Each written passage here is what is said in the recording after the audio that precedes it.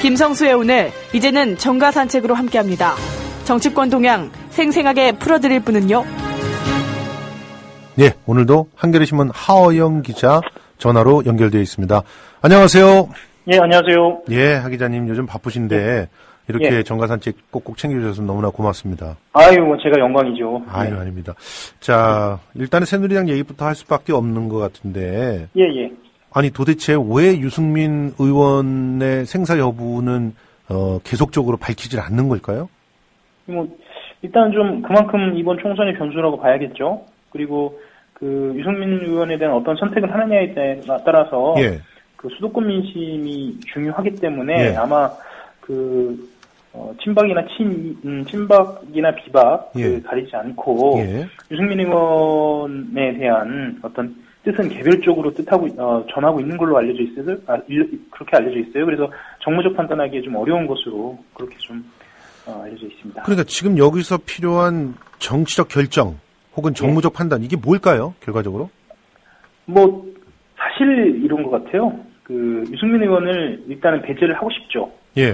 네, 배제를 하고 싶은데 유승민 의원을 만약 배제했을 때 유승민 의원을 이 갖고 있는 상징성을 고려하면 새누리당의 또 다른 지지 기반인 중도층이 붕괴할 우려가 있다라는 우려 때문에 좀 정보를 거듭하고 있는 것 같아요. 사실은 지금 유승민 의원 나와서 무소속으로 출마하면 무소속 연대가 결성될 가능성이 높다 이렇게 보고 있죠. 만약에 유승민 의원 같은 사람이 동을 뜨지 않으면 나가지 않으면 무소속 연대는 불가능한데 사실상 희생자가 되면 대권 후보로 점쳐지면서 무소속 연대의 구심이 될 가능성이 있다는 그런 계산 때문에 치지를 못하고 있는 거 아닙니까?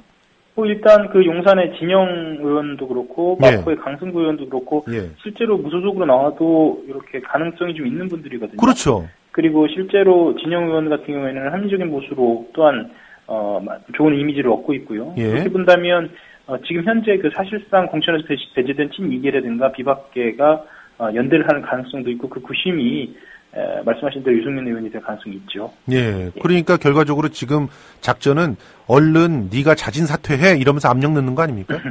그렇게 볼 수 있죠. 특히 윤상현 의원을 사퇴를 어쨌거나 달성해냈지 않습니까? 그렇죠. 그것을 의도된 것이든 아니면 본인이 사퇴를 자처한 것이든 정확하게 알려져 있지 않습니다만 어쨌거나 시나리오 안에서 움직인 것이니까요. 예.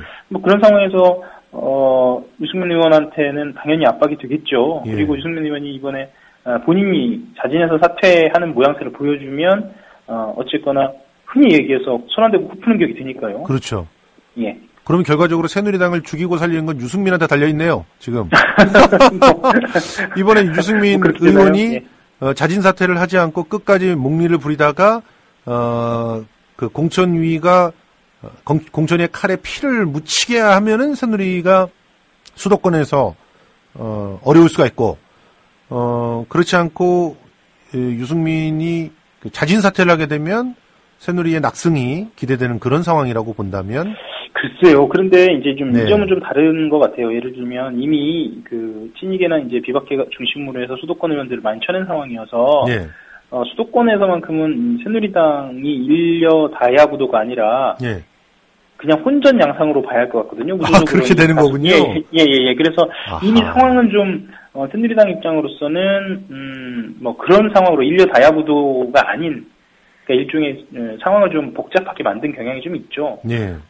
그렇게 만든 구도를 그렇게 짠 거에는 또 저간의 사정은 좀 있는 것 같고요. 구도를 일부러 그렇게 짰다?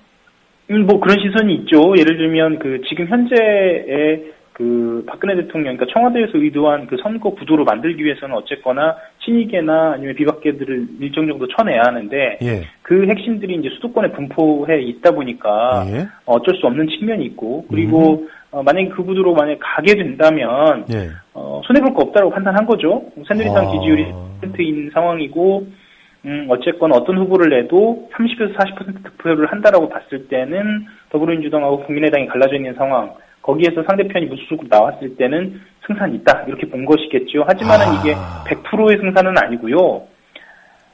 어떻게 설명해 드려야 할까요? 어쨌거나 해볼 만하다라는 생각을 하고 있고 이후에 이제 친박 구도로 하반기 레임덕을 방지한다라고 했을 때는 굉장히 중요한 모멘텀이라고 본인들은 판단하고 있는 거겠죠. 자, 이거 정리해 보자면 첫째, 예. 하나가 야권이 질이 멸렬하니까 좀 쪼개져도 우리는 될 수 있다라고 하는 그런 믿음이 하나 있는 그런 거고. 판단도 있을 그다음에 거고요. 또 하나는 그렇게 내주더라도 예. 우리는 경상도만 잡으면 된다.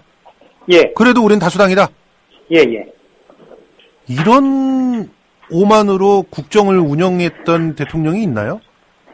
글쎄요. 어쨌거나 집권 후반기에 지금처럼 레임덕 없이 지내고 있는 대통령도 드물기도 하고요. 지금 후반기라 그러지만 이제 4년 초반이잖아요. 4년 초반. 그렇죠.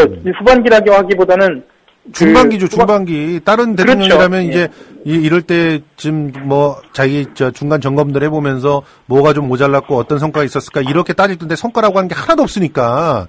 그러게요. 결과적으로 이렇게 국민들을 싸움박질 시켜서라도 내 사람들은 챙기겠다 이런 판단이 나온 거 아닌가 하는 생각이 들어서 너무나 참. 물론 그렇기도 하고요. 저는 좀 조금 시선을 달리할 필요도 있다는 생각이 듭니다. 그만큼 지금 현재의 그 여의도 당내 구조는 박근혜 대통령 쪽에 말하자면 친박 쪽에 탄탄치 못한 구조이기도 하고요. 예. 그러기 위해서는 어쨌거나 집권 후반기 레임덕 방지를 위해서라고는 하지만 예. 퇴임 이후에 일종의 보호험성이랄까요? 이거를 예비하기 위해서라도 어쨌거나 친박계 의원들이 다수 배출되어야 하는 건 사실이죠. 아니 이전에 보험 드시는 분들은 대개 차기 대선 후보한테 보험을 들었는데 그렇죠. 이분은 완전히 자기 세력을 다 구축해놓고 보험을 들려고 한다. 일종의 학습 효과도 있는 것 같아요. 예를 들면 이명박 대통령이 그러니까 다수 포진한 상태에서 퇴임한 이후에 아하. 어쨌거나 이명박 대통령의 자원외교라든가 아니면 4대강 사업 같은 경우에는 제대로 건드리지 못했죠. 그렇죠. 제대로 조사하지 못하고 어쨌거나 여의도나 아니면은 새누리당 안에서도 어렵게 되지 않았습니까? 불만이 있고 그랬어도 그래서 그런 학습 효과가 있다라는 좀 생각도 좀 들고요. 야, 그런데 판단은 좀 여러 가지인 것 같습니다. 그 말씀을 듣고 나니까 언뜻 스치는 시나리오가 이런 게 있어요. 지금 보니까 이재호, 주호영, 조혜진, 임태희 해가지고 그야말로 친이계들이 다 붕괴됐거든요. 사실상 그렇죠. 해체 수순인데 그렇다고 한다면 이런 상태에서 이명박 대통령을 치는 거예요. 그러면 갑자기 지지도가 올라가고 그러면서 이명박 자비를 계속하면서 임기 말까지 갈 수 있다는 거 아닙니까? 글쎄요. 또 그거는 또 다른 시선이 좀 있습니다. 예를 들면 MB 당시에 어떻게 박근혜 대통령의 정권, 그러니까 정부가 창출을 됐느냐, 박근혜 대통령이 당선이 됐느냐. 어쨌거나 이명박 대통령이 대통령이던 시절에 선거가 치러졌지 않았습니까? 그렇죠. 이런 문제들부터 시작해서 여러 가지 알려지지 않은 문제들이 있어서 이거는 과연 그게 가능할 것인가. 그러니까 MB 정부, 그러니까 이명박 정부가 박근혜 정부와의 어떤 친연성을 봤을 때는 그게 과연 가능할 것인가? 라는 시선도 좀 있죠. 알겠습니다. 지금 그리고 정말 이해가 안 되는 일이 영입 인사라 그래가지고 6명을 쫙 줄 세워놓고 김무성 대표가 막 자랑했었잖아요. 그런데 그 중에서 보니까 배승희 변호사, 김태현 변호사 다 잘렸고요. 박상원 소장까지도 잘렸어요. 사실 박상원 소장 같은 경우는 굉장히 강력한 그런 경쟁력이 있다고 봤는데 송파을에서 그냥 날아가 버렸습니다. 그리고 지금 최인영 변호사도 마포을에서 거의 살아남기 힘들 것 같고 변한봉 변호사 한 명 살아남은 것 같은데 인재 영입했다고 해놓고 이분들 이렇게 대접해도 되는 겁니까? 이렇게 설명을 해드려도 될 것 같아요. 일단요. 친박, 진박 챙기기도 지금 바쁜 상황입니다. 아하. 그리고 상대적으로 당권을 잡고 있는 비박계, 김무성계 같은 경우에는 본인들 살아남기도 지금 힘든 상황이고요. 그런 상황에서 지금 영입 인재를 챙긴다는 건 사실 쉽지는 않고요. 그리고 현실적으로 봤을 때 당시에 인재 영입이라기보다는 입당 소개다 이런 이야기도 있었어요. 한 발 뺐죠. 그렇게. 그런 시선도 있어서. 그럼 김무성 대표 결국 측근에 한 4-5명 챙기고 나머지는 다 내준 겁니까? 이거는 제가 며칠 전에 말씀을 드린 것 같은데요. 육창골단이라고 해도 국면에서 김무성 대표는 여전히 굴신할 것이다. 지금 상황은 아니 이 정도면은 의도됐든 의도지 않든 그렇게 가는 것 같은데요. 어떻게 김무성 대표를 믿고 일을 하겠습니까? 사실은 답답합니다. 자 그리고 또 지금 더불어민주당 얘기로 가볼게요. 지금 청년 비례대표 공천 4명 해놨잖아요. 근데 그 중에서 한 명은 그냥 잘랐고 한 명은 자진론을 사퇴한다고 그랬어요. 이게 어떻게 된 겁니까? 반이 날아갔어요. 뭐 지금 더불어민주당 같은 경우에는 정청래 의원이라든가 이해찬 의원 공천 가지고도 지금 시끄러운데 거기에 지금 청년 비례대표 상황이 더해진 그래서 아주 그냥 뭐 분위기가 굉장히 흉흉합니다. 간단하게 좀 설명을 드리면 예. 청년 비례대표 예비 후보죠. 예. 그 최유진 당 뉴파티 의원이 후보직을 사퇴한 것인데요. 예. 이분 같은 경우에는 크게 문제된 것이 한 두 가지 정도입니다. 하나는 예. 그 공천관리위원회 공관위 관계자가 노골적으로 심사 준비를 도와줬다는 거고요. 아하. 예. 그러니까 이게 시험 보는데 미리 그냥 그 문제를 갖다 유출하면서 이렇게 같이 풀었다 이런 얘기 아니에요, 그렇죠? 그러니까 이게 참 문제입니다. 뭐냐면 실제로 문제가 나왔든 안 나왔든 예. 공관위의 엄정성, 객관성, 공정성, 신뢰를 위해서는 절대 해서는 안 되는 일을 한 거죠. 그렇습니다. 예, 실제로 그 문항이 나왔느냐 안 나왔느냐는 그건 차후 문제입니다. 예. 그런 점에서 굉장히 심각한 문제제기가 있었고요. 예. 그리고 이후에 이제 본인은 본인 뜻하고 달랐다고 이야기는 합니다만 국민의당 창당발기인으로 이제 명단에 포함됐다는 사실도 좀 뒤늦게 알려졌고요. 아, 그랬군요. 지금 그러면 예. 결과적으로 최유진 대표는 국민의당 창당 발기인이었다는 점, 그리고 지금 예. 그 김유관 씨였나요? 예, 김규환 씨입니다. 김규환 씨. 이분은 새누리당 의원 보좌관 했다는 경력, 그러니까 남의 당의 예. 일들을 했다는 그런 경력들 때문에 두 분 다 중도 사퇴를 할 수밖에 없는 상황이었군요. 김규환 씨 같은 경우에는 뭐 그런 경력도 있지만 예. 공관위원장의 비서 그러니까 예. 홍창선 공관위원장이 비서로 재직했어요. 맞아요. 예, 그러니까 이게 참 공정성을 이야기하기가 그렇죠. 이게 참 쉽지 않아진 거지요. 예. 그렇죠. 오얏나무 밑에선 갓끈을 고쳐 쓰지 말라고 했잖아요. 예. 그러니까 어떤 그것도 심사를 맡아야 되는 그 자리에서 오해받을 수 있는 일들을 하면 안 되지 않나 그런 네네. 생각이 듭니다. 그리고 특히나 한 가지만 더 말씀을 드리면요. 예. 이번 총선을 앞두고 청년 비례대표 선출 권한을 사실상 비대위에 줬거든요. 예. 그래서 비대위 권한이 좀 강화됐는데 예. 이런 점에서도 청년 비례대표의 문제가 단순히 공관위 차원을 넘어서 예. 김종인 대표 체제의 문제 아니냐 이렇게 좀 확전될 가능성이 좀 보입니다. 그렇습니다. 지금 김빈 대표는 살아날까요? 글쎄요. 예. 모르겠습니다. 사실은. 예, 그건 재심을 신청하고 예. 뭐 더불어민주당을 믿습니다 이렇게 얘기했지만 모르겠다. 예. 이게 솔직한 말인 것 이게 같아요. 한 가지만 말씀을 드리면 문재인 대표가 영입한 인사거든요. 그렇죠. 그런 점에서도 더 주목이 되는데 예. 이건 정말 확실치 않습니다. 뭐 이렇다 저렇다 이야기가 조심스럽고요. 자, 하나만 더 여쭤볼게요. 예. 그 전병헌, 부자현 예. 이 두 분 탈락이 확정됐더라고요. 재심 안 받아들였어요? 예. 예. 그럼 국민의당으로 갈까요? 어제 통화하면서 정호준 의원이 결과가 나오진 않았지만 국민의당이라고 갈 거라고 저는 사실 조심스럽게 말씀드렸잖아요. 예, 근데 예언이 맞았어요. 아이고, 뭐 사실 진짜 정말 조심스럽게 말씀드립니다. 예. 그런데 제 부자현 의원은 이거 변론으로 해야겠습니다. 전병헌 의원 같은 경우에는 이 기자회견을 했는데요. 예. 지역의 의견을 물어 아주 신중하게 검토하겠다라고 이야기를 했거든요. 예. 근데 주어나 목적어는 정확하게 없습니다. 물론 예. 이제 본인이 검토하겠다는 거겠죠. 예. 근데 어디로라든가 아니 무엇을이 없어요. 그래서 무소속 출마냐 국민의당이냐라는 것은 없습니다. 그렇군요. 지금 상황이 이러하니까 더불어민주당도 어떤 태도를 취하느냐에 따라서 무소속이나 국민의당 행을 막을 수는 있으나 예. 지금 현재로서는 전병헌 의원한테 더불어민주당에서 해줄 수 있는 게 없거든요. 그렇죠. 그렇다고 본다면 국민의당 행이 유력하고요. 예. 그것이 아니라면 무소속 출마를 할 가능성이 매우 높습니다. 알겠습니다. 오늘 얘기는 여기까지 듣겠습니다.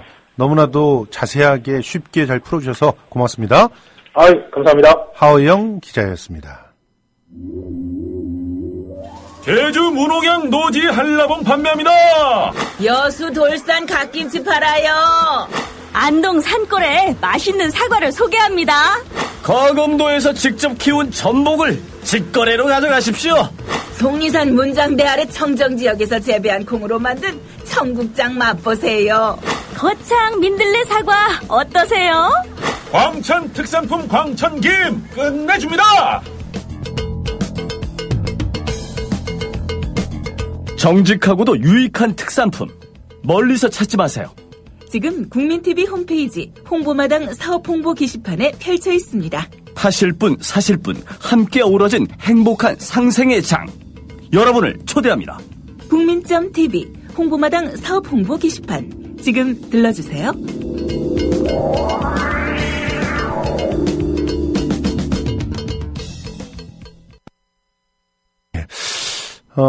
지금 우리 게시판에서 이재양 청취자께서 선거가 한 달 남았는데 정책 공약 보도는 없고 온통 공천 소식만 나오는군요. 죄송합니다. 저희도 그런 실수를 범했는데요. 사실 너무나 초미의 관심사인데다가 이 구도에 따라서 그 차후에 정치적 지형이 달라지기 때문에 어쩔 수 없이 이런 분석들을 전해드렸습니다. 이제부터 정책 공약 좀 알아보려고 합니다. 진짜 인터뷰입니다.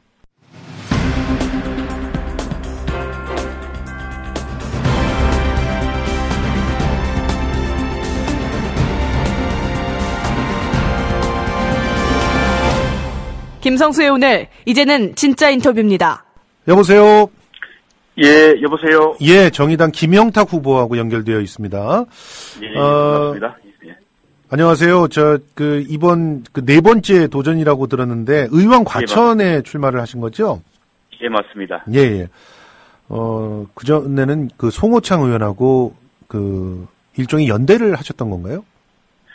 2012년도에 야권 단일화가 있었습니다. 예, 예. 예, 그때 당시로서는 진보당과 민주통합당이었는데요. 예.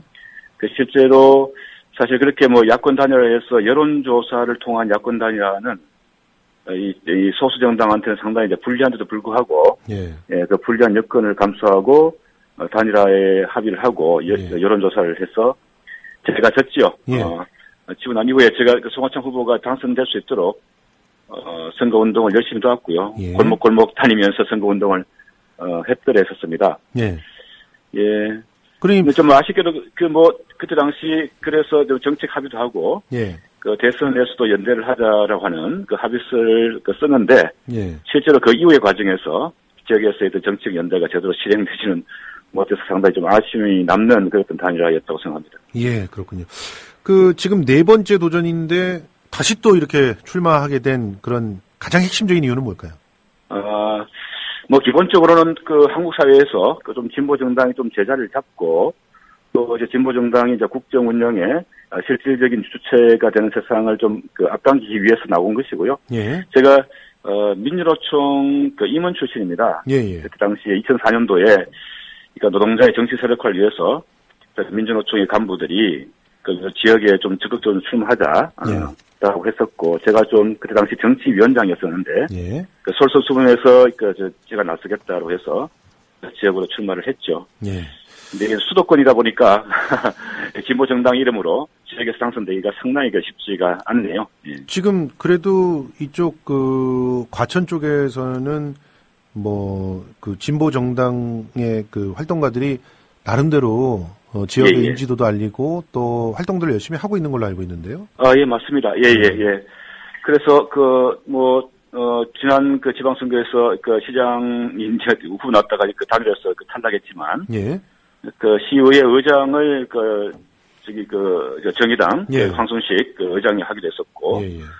지금 이제 녹색당에 소속돼 있는데요. 예. 세영원 씨가 당시 시의회 의장을 맡기도 했고. 그렇습니다. 그래서 지역에서 좀 시민단체와 좀 진보 정당들이 나름대로 역할을 하고 있는 지역이 과천입니다. 예. 그렇습니다.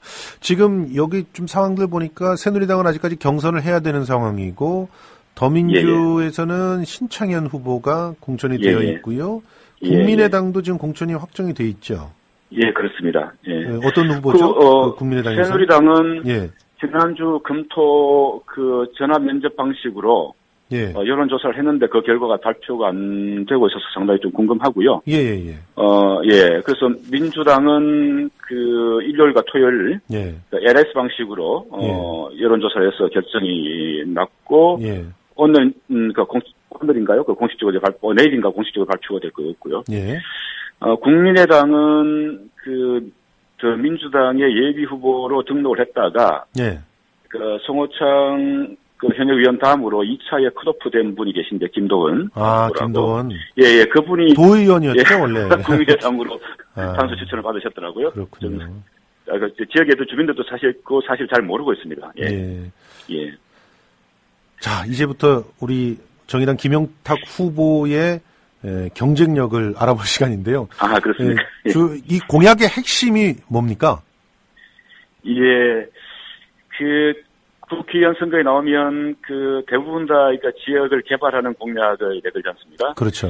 제 역시도 지난번 제가 이제 4번째 도전인데 지난번 선거까지는 지역을 이렇게 하겠다라고 하는 주로 하드웨어적인 그런 공약도 같이 이제 제시를 했었는데 이번에는 좀 바꿔보려고 생각을 합니다. 좀 소프트웨어적으로 접근하자. 그 공약이라고 하는 것이 결국 지방자치단체장의 어떤 공약을 국회의원 공약으로 내는 것이 적절한가에 대한 좀 고민이 좀 있었고요. 지금 그래서 지금 뭐 지역의 경제가 제대로 안 돌아가고 있지 않습니까? 일자리 문제도 그렇죠. 상당히 심각하고 지금 과천 같은 경우는 인구도 많이 감소했잖아요. 정부 종합청사가 세종시로 떠나간 이후에 지역 경제 상가들이 많이 이제 어렵고요. 그렇습니다. 그리고 또 이제 또 재건축이 이제 본격적으로 시작되고 있어서 인구가 더 줄 전망인데. 그렇습니다. 어쨌든 그러다 보니까 지역 경제가 상당히 이제 어려운 상태고 이건 의왕도 마찬가지입니다. 그렇죠. 그래서 저는 요번에 좀 핵심으로 좀 지역의 이 마을 경제를 활성화시킬 수 있는 방안. 다시 말해서 요즘 흔히 이야기하는 사회적 경제죠. 그렇죠. 사회적 경제를 통해서 그러니까 지역 경제를 좀 활성화시키고 일자리를 만들어내서 좀 내수를 좀 활성화시키는 방안으로 좀 가보자. 라고 하는 것을 좀 핵심으로 내걸고요. 그래서 뭐 주택의 문제라든지, 뭐 교육의 문제라든지, 의료, 그리고 일자리 등등을 이 사회적 경제를 통해서 지역에서 한번 풀어보고 국회에서 들어가서 활동을 할 때 바로 그런 또 사회적 경제가 지역에 뿌리를 내릴 수 있도록 적극적으로 지원하자라는 그런 생각들을 좀 가지고 있습니다. 이번 총선 원래 제가 고민했던 공약이 있는데 원래는 이제 과천의 교육에 대한 관심이 상당히 많은 지역이었어요. 그래서 과천을 교육 특구로 만들겠다라고 하는 것은 사실 지난번에 지시장 선거에 우리 황순식 전 의장이 나왔었는데 그때도 이제 그것을 좀 준비했었는데 아쉽게도 당에서 탈락하는 바람에 본격적으로 공약을 못 내그랬는데 이게 이제 과천 같은 경우는 좀 대학원 대학들을 좀 유치를 해서 일종의 대학원 대학의 협동조합 클러스터를 만들어서 그것을 이제 지역의 창의 교육과 같이 연결시켜서 교육 특구를 만들고 의왕 같은 경우는 워낙 철도가 특화되어 있는 지역이지 않습니까? 그렇죠. 그래서 지난번 제가 2012년도에 했던 것이 비싸고 공기도 많은 그런 지하철 공약보다는 노면 전차 트램이죠. 트램을 설치해서 철도 특구로서 했던 정체성도 살리고 실질적으로 공기도 단축할 수 있는 비용도 줄일 수 있는 그런 공약을 좀 고민을 했었는데 그 공약은 여전히 가지고 있습니다만 가장 핵심적인 공약은 아까 말씀드린 사회적 경제를 통해서 지역 경제를 활성화하자 이것으로 생각하고 있습니다. 사회적 경제와 교육 특구 이 두 가지가 핵심적인 공약이라고 볼 수 있겠네요. 지금 사실 이번 총선에 있어서의 가장 중요한 화두가 경제적 불평등 어떻게 해소할 거냐 이건 것 같은데 우리 김영탁 후보의 사회적 경제 활성화 하나의 돌파구가 될 것 같은데 이 정도라면 근데 지금 비슷한 얘기들 하고 있는 야권의 후보들하고 연대할 수 있지 않겠습니까? 야권 연대할 수 있지요. 지금 현재 근데 전망은 굉장히 불투명한 상황이죠. 오늘 또 이 보도에 또 김종인 대표가 위원장이 정의당하고는 이제 정체성이 다르다 그렇게 말을 하시는데 실제로 정체성이 다르죠. 그 정체성이 같으면 따로 당을 할 필요가 있겠습니까? 근데 이제 연대로 가는 것은 연대라고 하는 건 정체성 다른 사람들끼리 같이 합하지 못하니까 그래도 좀 힘을 합해가지고 센 놈을 좀 이겨보자 이런 거 아닙니까? 맞습니다. 당을 통합하지는 않다 하더라도 지금 이 시민들의 요구가 있고 또 여러 가지 절실한 과제들이 있지 않습니까?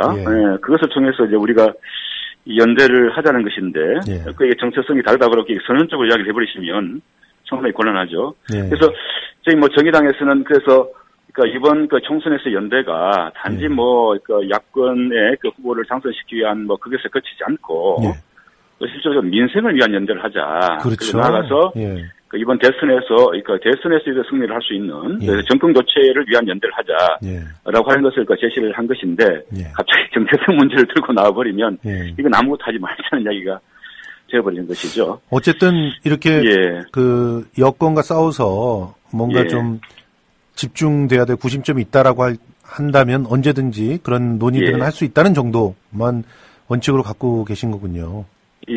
저는 지난번 국회의원 선거 때도 제가 불리한 것을 알면서도 적극적으로 나섰고요. 그 이후에 2014년 지방선거, 시장 선거에서도 제가 직접 출마하는 건 아니었지만 우리 당 후보에게 적극적으로 야권 연대를 해야 된다. 그래서 결국은 단일화에서 저희들이 이제 졌지만 그래도 그것이 좀 성공되기를 상당히 노력을 했거든요. 그렇죠. 이제 아시게도 그때 당시 이제 이 녹색당 후보와 민주당 후보가 마지막에 이제 단일화를 했으면 과천시장을 새누리당 후보한테 빼앗기지 않았을 텐데 안타깝습니다. 최종적으로 단일화 안 되면서 결국 그래 했거든요. 알겠습니다. 저는 그런 과거의 전례가 있는데 지금에 와서 그 야권 연대를 그렇게 소홀히 생각한다는 것은 과거의 경로를 완전히 부정하는 행위가 아닌가라는 알겠습니다. 봅니다. 오늘 귀한 시간 내주셔서 너무 고맙습니다. 고맙습니다. 지금까지 정의당 김영탁 후보와 이야기 나눠봤습니다. 세상이 힘들고 어렵더라도 사랑하는 사람들이 곁에 있다면 이겨낼 수 있을 겁니다. 저도 죽음이 가까이 찾아왔었을 때 목숨처럼 저를 사랑해준 사람이 있어서 견딜 수 있었거든요. 이제 제가 그런 사람이 되려고 노력하고 있는데요. 서로 사랑으로 손을 잡지 않으면 어떻게 이 바람 부는 들판을 걸어갈 수 있겠습니까? 밥 딜런이 부르는 Make You Feel My Love 들으면서 물러가겠습니다. 지금까지 김성수였습니다.